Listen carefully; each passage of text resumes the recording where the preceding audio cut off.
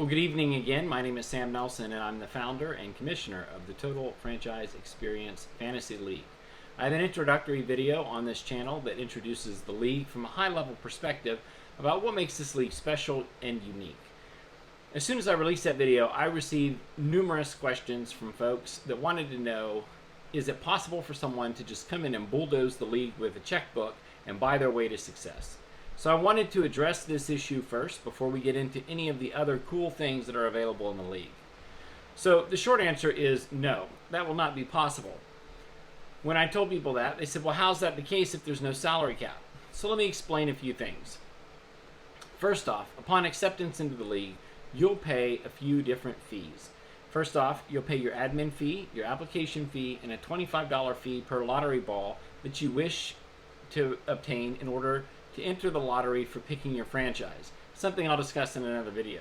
In addition to these three fees, which should be about $100 to $150 depending on what you're choosing to spend on the lottery, you'll deposit $300 as your future draft capital.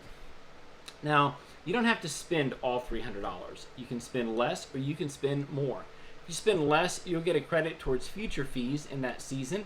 And if at the end of the year you're owed a refund because you've stayed well below the cap, then you'll receive a refund when the prizes are paid out as well. For unspent dollars, I should say, a refund for unspent dollars. If you spend more, then you'll get a bill for the additional spending after the auction. If, however, during the auction, you rack up a bill of $200, then you will not be allowed to bid on any players in auction until you've paid your $200 bill and continue on with the auction. Now, what everyone's interested about is the luxury tax and how that works and how that's going to keep spending under control and keep parity within the league. So the luxury tax has been designed so that if you're spending more than the average in the league, you're going to be assessed a tax. In the inaugural year, the forecasted average is $300, just as I mentioned before, for your future draft capital deposit. Now, if you're spending 50% more than the average in the league, you will receive a substantial and stiff penalty. If you're spending a little bit over the average, it's not going to be an issue, but you'll start hitting tiers, and there are 4 tiers of the luxury tax. I'm trying to keep these videos short and manageable so that everybody can watch them and be able to process the information as well as us be able to process the videos.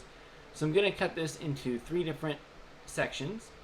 So this is the first section that just kind of primes you for how the draft works and how the luxury tax is going to be introduced.